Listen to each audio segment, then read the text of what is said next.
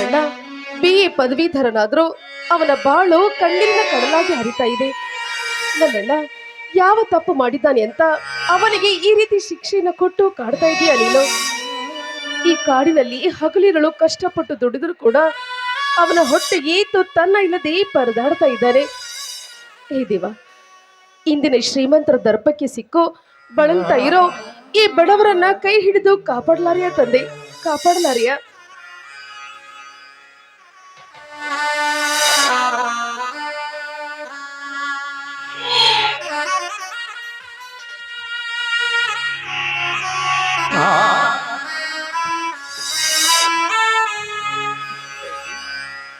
ಜ್ಯೋತಿ ತಂಗಿ, ಇದೇನಮ್ಮ ನಿನ್ನ ಕಾಲು ರಕ್ತವಾಗಿ?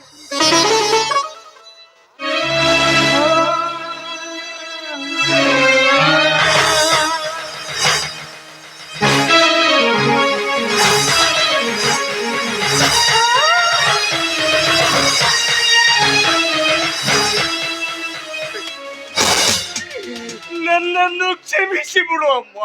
ಅಣ್ಣ, ಈ ನಿನ್ನ ಸ್ಥಿತಿಗೆ ನಾನೇ ಕಾರಣದ.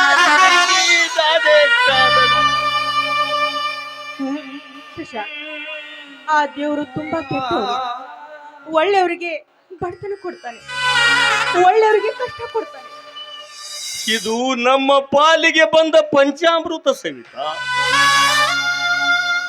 ಜ್ಯೋತಿ, ನಿನ್ನ ಕಾಲಿಗೆ ಮುಳ್ಳು ಚುಚ್ಚಿ ರಕ್ತ ಬರ್ತಾ ಇದೆಯಲ್ಲ, ಇದು ನನ್ನ ಕಣ್ಣಿಂದ ನೋಡ್ಲಾಗ್ತಾ ಇಲ್ಲ. ಈ ಚಪ್ಪಲಿ ಬೇಡ ಸವಿತಾ, ಈ ಚಪ್ಪಲಿ ಹಾಕೊಂಡ ಮಾತ್ರಕ್ಕೆ ಈ ನಮ್ಮ ಬಡತನ ಕಡಿಮೆ ಆಗುತ್ತದೆ ಏನು? ನೋಡು ಜ್ಯೋತಿ, ನಿನ್ನ ಬಡತನ ಕಡಿಮೆ ಆಗ್ಲಿ ಅಂತ ನಾನು ಚಪ್ಪಲಿ ಕೊಡ್ತಾ ಇಲ್ಲ. ನಾನೊಂದು ಹೆಣ್ಣಾಗಿ ಇನ್ನೊಂದು ಹೆಣ್ಣಿನ ಸಂಕಟ ಏನು ಅಂತ ನಂಗೆ ಅರ್ಥ ಆಗುತ್ತೆ, ಅದಕ್ಕಾಗಿ ಕೊಡ್ತಾ ಇದ್ದೀನಿ. ಬೇಡ ಅಂತ ಹೇಳ್ಬೇಡ. ಒಂದ್ ವೇಳೆ ನೀನು ಚಪ್ಪಲಿ ಹಾಕೊಳ್ಳೋದಿದ್ರೆ ನನ್ನ ನಾಳೆ ಆಗಿದೆ ನಿನಗೆ. ಆಗ್ಲಿ, ಹಾಕೊಳ್ತೇನೆ.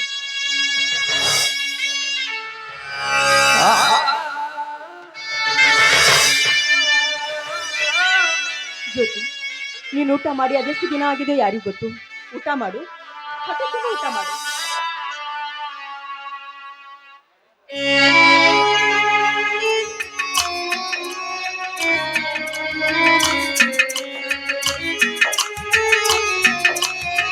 ಸವಿತಾ, ನೀ ತೋರಿಸ್ತಾ ಇರೋ ಈ ಪ್ರೀತಿ, ಕರುಣೆ, ಅನುಕಂಪ ನೋಡಿದ್ರೆ ಹೋದ ಜನ್ಮದಲ್ಲಿ ನೀ ನನ್ನ ತಾಯಿಯಾಗಿರ್ಬೋದು ಅಂತ ಅನಿಸ್ತಾ ಇದೆ.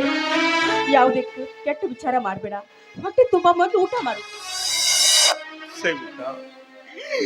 ಈ ಕೆಟ್ಟ ಪ್ರಪಂಚವೆಂಬ ದಟ್ಟವಾದ ಕಾಡಿನಲ್ಲಿ ದುಷ್ಟ ಶ್ರೀಮಂತರೆಂಬ ಕೆಟ್ಟ ಮೃಗಗಳ ಮಧ್ಯೆ ಬಡತನದ ಬಂಡೆಯನ್ನು ಹೊತ್ತ ಈ ಬಡಪಾಯಿಗೆ ನನ್ನ ತಂಗಿಯ ಸ್ಥಿತಿ ನೋಡಿ ನನ್ನ ಕರಳು ಕಿತ್ತಿ ಬರುತ್ತಿವೆ ಸವಿತಾ.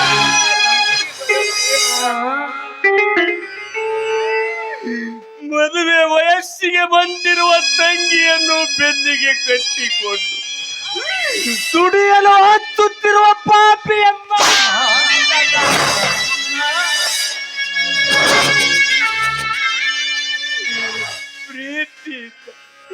ಪ್ರೀತಿಯಿಂದ ತಂಗಿ ಅನ್ನುವುದಷ್ಟು ಕೂಡ ಅಸಹಾಯಕನಾದ ತಂಗಿ, ಅಸಹಾಯಕನಾದ.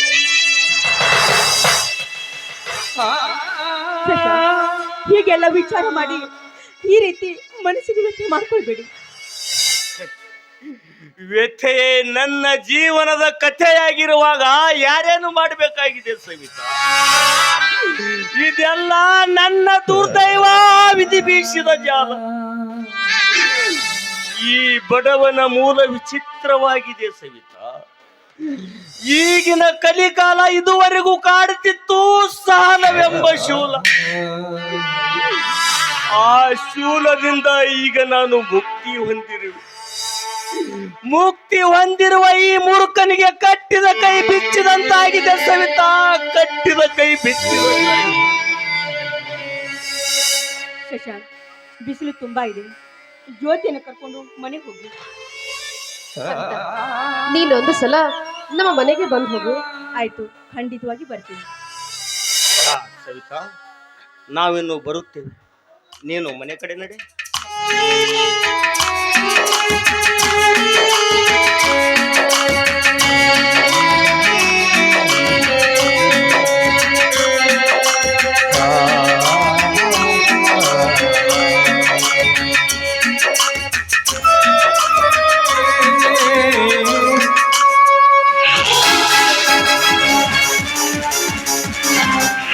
ಸವಿತಾ, ಬರಬೇಕೆ?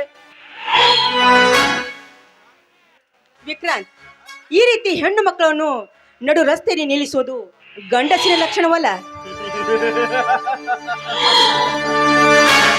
ಸರಿಯಾದ ಸಮಯ ನೋಡಿ ಬಂದಿರುವೆ ಸವಿತಾ.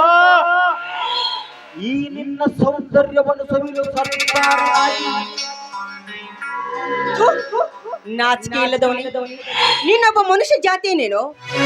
ಇಲ್ಲ, ನೀನೊಬ್ಬ ಹಂದಿಯ ಕುಲದವನು.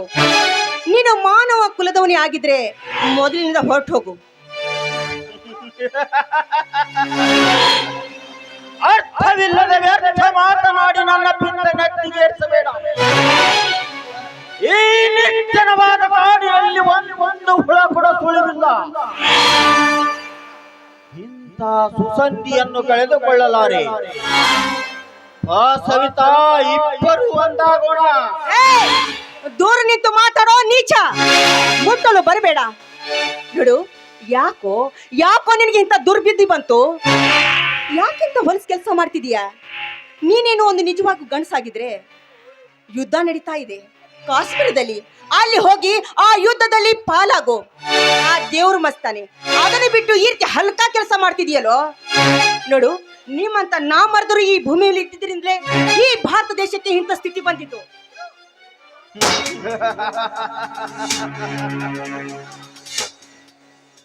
ಸವಿತಾ, ಕಿರ್ಚಾಡ್ಬೇಡ, ನೀಚ, ಬಾಯಿ ಮುಚ್ಚೋ, ಮಾತಾಡಬೇಡ. ನೋಡು, ನಿಜವಾದ ಗಂಡು ಅಂದ್ರೆ ನನ್ನ ಅಣ್ಣ. ನನ್ನ ಅಣ್ಣ ಅವನು ಕಾರ್ಗಿಲ್ ಯುದ್ಧದಲ್ಲಿ ಭಾಗವಹಿಸಿಕೊಂಡಿದ್ದಾನೆ. ಈ ದೇಶದ ರಕ್ಷಕನಾಗಿದ್ದಾನೆ. ಅವನೇ ನಿಜವಾದ ಗಂಡಸು ಅಂದ್ರೆ. ನೀನು ನಿಜವಾಗಿಯೂ ಗಂಡಸಲ್ಲ, ನೀನೊಬ್ಬ ಭಂಡ.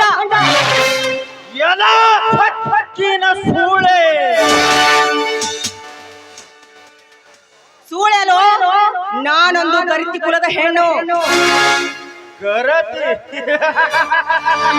ಗರತಿ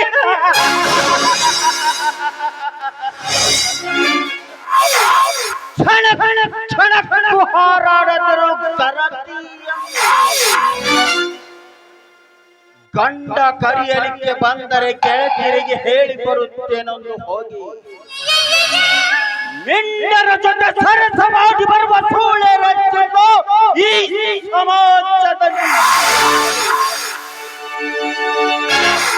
ಮದುವೆಯಾಗಿ ಪತಿಯ ಅಧೀನವಾಗದೆ ಸೂಳೆಯಾದ ನನ್ನ ಹೆಣ್ಣುಗಳಿಲ್ಲ ಈ ಸಮಾಜದಲ್ಲಿ.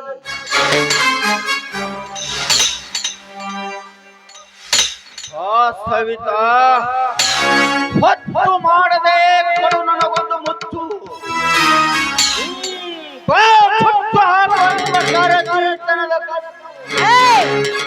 ಮುಟ್ಟಬೇಡ.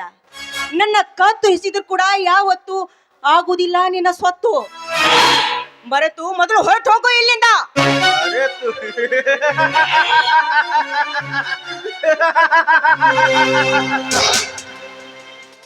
ಮರೆತು ಹೋಗುವುದು ಅಷ್ಟೊಂದು ಸುಲಭವಲ್ಲ ಸವಿತಾ.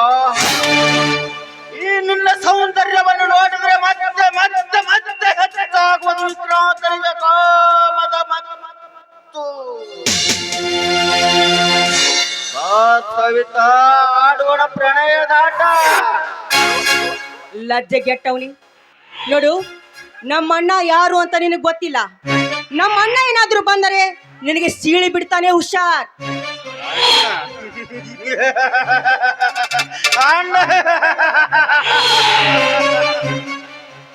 ಅವನ್ಯಾವನು ಅಣ್ಣ? ನನ್ನ ಕಣ್ಣು ಮುಂದೆ ಬಂದು ನಿಂತರೆ ತಿಳಿಯುವುದು ಅವನ ನಿಜವಾದ ಬಣ್ಣ. ನೋಡು ನಮ್ಮ ಅಣ್ಣ ಯಾರು ಅಂತ ನನಗೆ ಇನ್ನೂ ಗೊತ್ತಿಲ್ವಿ. ನಮ್ಮ ಅಣ್ಣ ಅಂದ್ರೆ ಹಳ್ಳಿಯ ಹುಲಿ ಅವನು. ನೋಡು, ಒಳ್ಳೆ ಮಾತಿಂದ ಹೇಳ್ತಾ ಇದೀನಿ, ಇಲ್ಲಿಂದ ಹೊರಟು ಹೋಗು. ಇಲ್ಲದಿದ್ರೆ ಆಗುವುದು ನಿನ್ನ ಸಮಾಧಿ ಗಟ್ಟಿ. ಸಮಾಧಿ ನಿನ್ನಂತ 10 ಹೆಂಗಳೆಯರ ಶೀಲ ಸುಟ್ಟು ಸಮಾಧಿ ನಿರ್ಮಿಸಿದ ಈ ಸತ್ತಾನಿಗೆ ಸಮಾಧಿ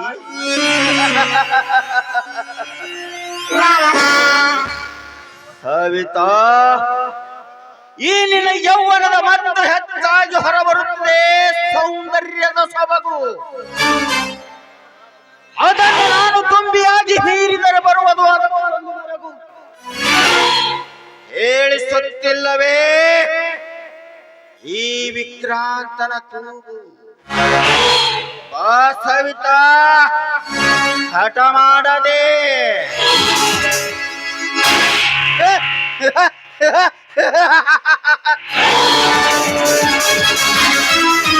ಬಿಡಮಾತೆ ನಾನಿನ್ನ ಬಿಡಲಾರೆ.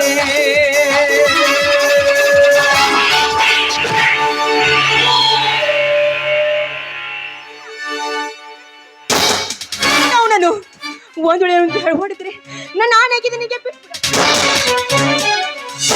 ತಂಗಿ, ಎಂತ ತಪ್ಪು ಮಾಡಿಬಿಟ್ಟೆಯಮ್ಮ. ಆನೆ ಹಾಕಿ ನನ್ನ ಕೈಗಳನ್ನು ಕಟ್ಟಿ ಹಾಕಿಬಿಟ್ಟೆಯಮ್ಮ. ನನ್ನ ಕೈಗಳನ್ನು ಕಟ್ಟಿ ಹಾಕಿಬಿಟ್ಟೆ.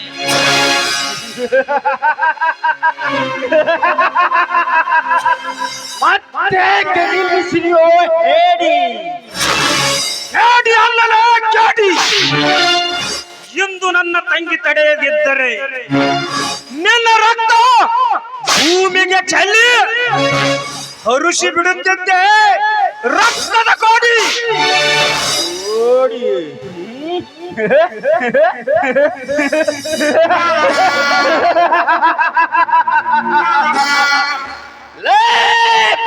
ಹರಿಸುವ ಕಿಲಾಟಿ. ಆ ಕೌಟನ ಮುಂದೆ ತೋರಿಸಿ ನಿನ್ನ ಬಲಾಢ್ಯವನ್ನು.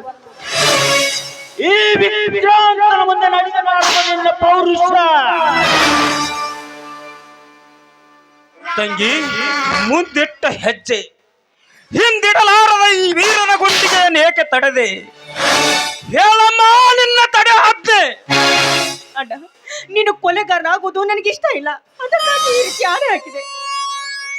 ನನ್ನ ತಂಗಿ ನಿನಗೆ ಪ್ರಾಣ ದಾನ ನೀಡಿದ್ದಾಳೆ. ಬದುಕಿಕೊಳ್ಳು ಪುಂಡ ಪೋಖರಿ.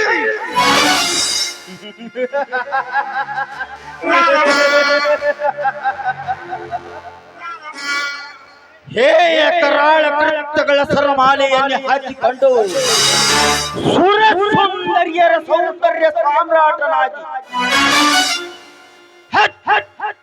ಕೊಂದು ಕೊಲೆಗೈದ ಈ ಕಲಿಯುಗದ ಶಕುನಿಗೆ ಪ್ರಾಣದಾನ.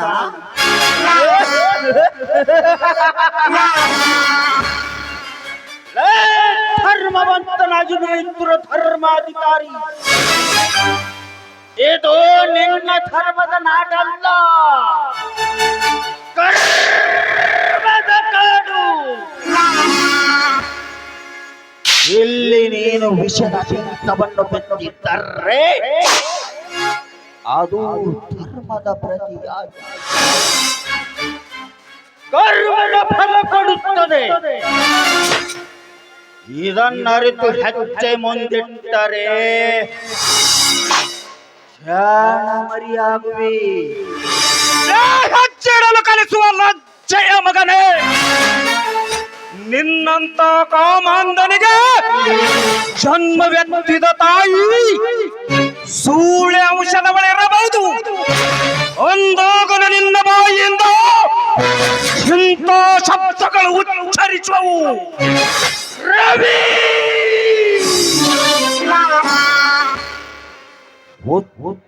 ಉಚ್ಚರಿಸದಿರು ನನ್ನ ತಾಯಿಗೆ ಸೂಳೆ ಎಂಬ ಶಬ್ದವನ್ನು. ಉಚ್ಚರಿಸಿದರೆ ಉಚ್ಚರಿಸಿದ ಚಿತ್ರ ಚಿತ್ರವಾಗುವುದು ವಿಕ್ರಾಂತನ ಕೆಚ್ಚದೆ.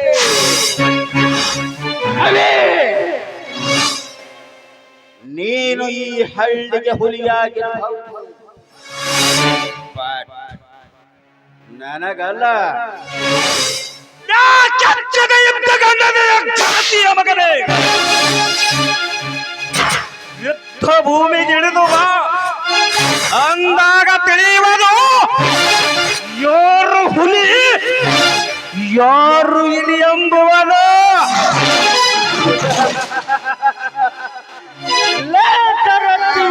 ಸಹೋದರನೇ,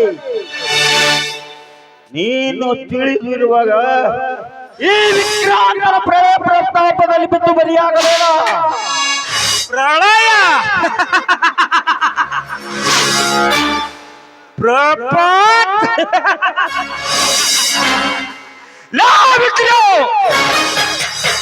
ಇಂದು ನನ್ನ ತಂಗಿ ತಡೆಯದಿದ್ದರೆ ಈ ನನ್ನ ಪಾಪದ ಒಂದೊಂದು ಅವಯವಗಳನ್ನು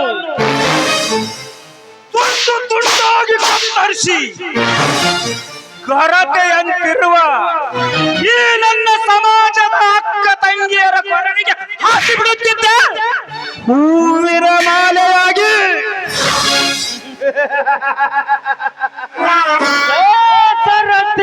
ಸಹೋದರನೇ, ನೀನು ತಿಳಿದಿರುವ ಕರತಿಯರು ತಮ್ಮ ಕಾಮಬಾಧೆಯನ್ನು ತಾಳಲಾರದೆ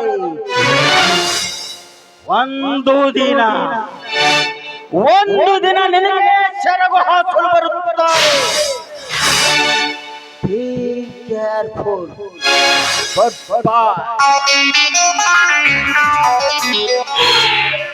ತಂಗಿ ನಡೆಯಮ್ಮ ಹೋಗೋಣ. ಆಯ್ತು ನಡೆ ಅಣ್ಣ.